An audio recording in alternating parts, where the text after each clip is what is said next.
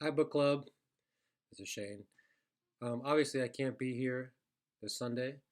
The reason why is because I'm taking this improv class and I had to sign up for Sunday afternoons for the next 8 weeks, which means that next book club will also have a conflict, but I can switch classes then. Today is the first book. Today is the first class, and I can't miss it. So instead, I'm setting this video because book club is all about participation. I love participating in book club. I'm also an attention whore. So I'm going to share with you three impressions of No One Is Here But All of Us. Before I do, though, I want to address a few of the comments that have already been made. I'm going to start with Alan. Where are you, Alan? Oh, there you are. Alan, that thing you may or may not have said about that part of the book that you may or may not have liked. So good. Right on. And Fern, where are you? Fern, oh, sitting in Alan's place. That's strange. That thing you said about that one character that was male or female, who you liked or didn't like, so good. I totally didn't think of it that way. And the rest of you, did we read the same book?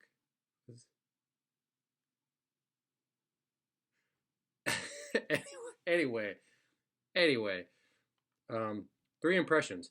The impressions are about fabulous writing, child narrator, the Holocaust, and oh, really dressed up for the occasion, didn't I? Let me take this. I wear this sweater all day long, this sweatshirt hoodie. I just take this thing off here.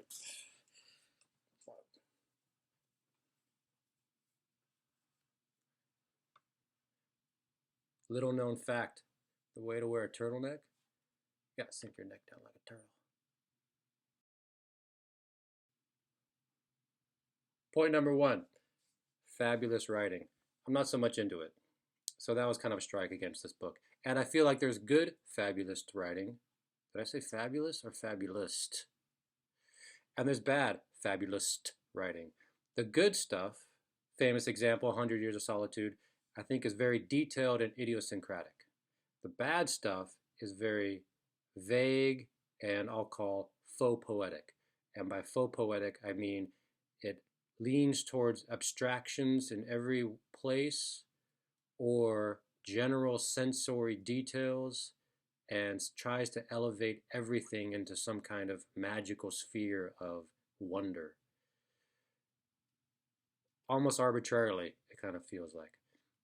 My point would be better illustrated with text, but I'm not going to do that. So, fabulous writing, I felt like was not. It got a little annoying. It probably would be great for like a younger child. I feel like, which leads me to my second point: child narrators. Again, can be done well, can be done badly. This one, I feel like it does it badly. And I feel like it does it badly because it becomes a device that is supposed to be a shortcut to have the reader sympathize with everything the narrator does. Here we have what, a 7-year-old girl who's like just completely innocent. And in real life, absolutely. 7-year-old girl dealing with the world, you can sympathize. But in the book, I want somebody that's a little bit more relatable in intellect or culpability. I felt like this girl, I was meant to, as the reader, just my heart is supposed to go out to her at every turn, and I feel like it's manipulative. And what comes to mind in other literature is Jonathan Foyer's "Everything Is Illuminated," where I think it's also a 7-year-old kid. I think he's a boy though, and I hated that book. It was so cloying. I felt like we're supposed to think of this kid as super cute and super innocent. And so anything that happens, no matter what, is going to be great because look at the kid. Good child narrators, I think, involve a more intelligence and a little bit more worldliness so that they balance innocence with experience. And what comes to mind is J.D. Salinger's books. Holden Caulfield, of course, so he's a teenager, and that gives a different edge. He's not adolescent. But some of the members of the Glass family. They're smart, they're they're insightful, and because of that, they balance that line between innocence and experience, and that makes it much more interesting for me. And this book didn't really have that.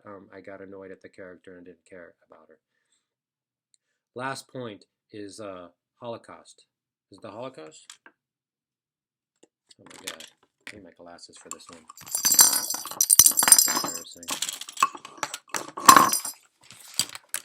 Glasses. What's going on with this thing?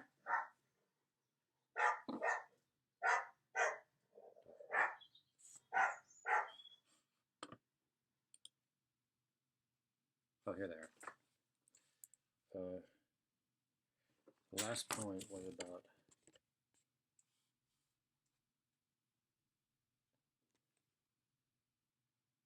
the Holocaust.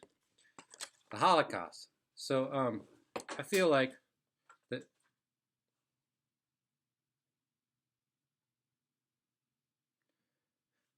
I feel like here's a premise I'm going to propose. In the beginning of Holocaust literature, that is right after World War II, writers had a burden of proof. They had to show the world what it was like to experience what happened during the Holocaust. And people weren't familiar with it, so they had to really work hard to convey the horror. And nowadays, we are so inundated, or we have been so inundated with stories about that time period and that experience, that I feel like writers today are lazier because they expect that readers already know and they're right, and so they don't have to work so hard to convey the horror. And they're a bit presumptuous in thinking that they can just say, 7-year-old girl, Jewish, Europe, World War II, and everyone's, I'm on board. Awful situation. And I don't like that. I didn't like that part of that because, again, I felt it was like presumptuous and kind of lazy. So that was my positive review of the book. Really? I mean, really? So for the rest of this period of 45 minutes when everyone is talking, and I'm going to be so sad to miss and insert whatever quips I can come up with, I thought that maybe you could take your computer or your tablet or a phone. You put me on a phone? Come on. Or whatever you put me on, and put it at a table setting, and I can just kind of nod for like the next 45 minutes. So I'm going to give you a moment to do that. Whoa, you're moving me. Okay.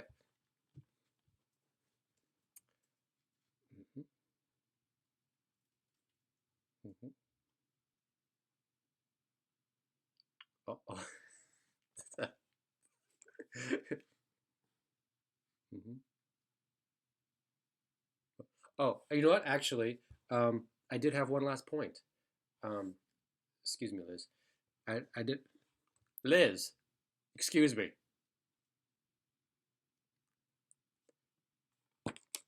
Thank you. Okay, this is gonna blow your mind. The last point was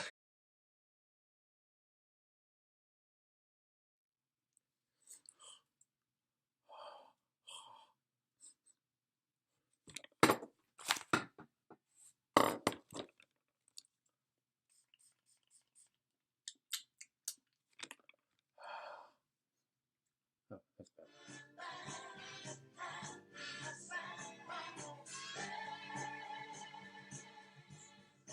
that's bad.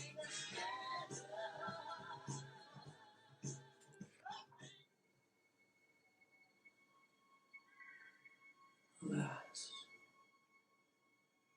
poor Yorick. I knew him, Horatio. A fellow with infinite jest and most excellent fancy. He hath borne me on his back 1,000 times. Now how bored in my imagination it is. My gorge rises at it. Here hung those lips that I've kissed I know not how oft. Where be your gibes now? Your gambols, your songs, your flashes of merriment that were wont to set the table on a